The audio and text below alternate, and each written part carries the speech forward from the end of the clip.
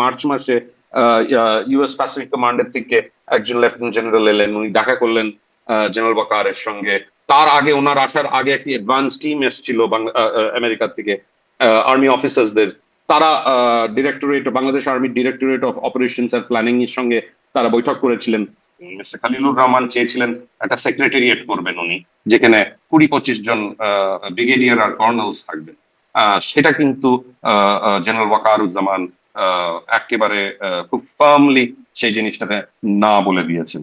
যেটা একটা গ্রুপ আর্মির মধ্যে আছে যারা চায় যে এই যে রাখাইনে যে বর্ডারটা, বাংলাদেশ আর মিয়ানমারের যে বর্ডারটা, সেটা একটা মিলিটারি অপারেশনাল জোন হোক। আর আরেক দল সেটা চাচ্ছে না। মিলিটারি অপারেশনাল জোন মানে কমপ্লিটলি মিলিটারাইজড হবে, army will be in control of the border, BGB থাকবে, কিন্তু BJP will become the second line of defence. একটু এটা কি আপনার কাছে জিজ্ঞাসা করতে পারি, আপনি আসলে বিশেষ করে আপনি অনেক তথ্য সমৃদ্ধ লেখা লেখেন, আপনি নর্থ ইস্ট নিউজ আমি ফলো করি, সেখানে আপনি যে লেখেন, আপনারা আসলে তথ্যটা কিভাবে আপনারা সংগ্রহ করেন?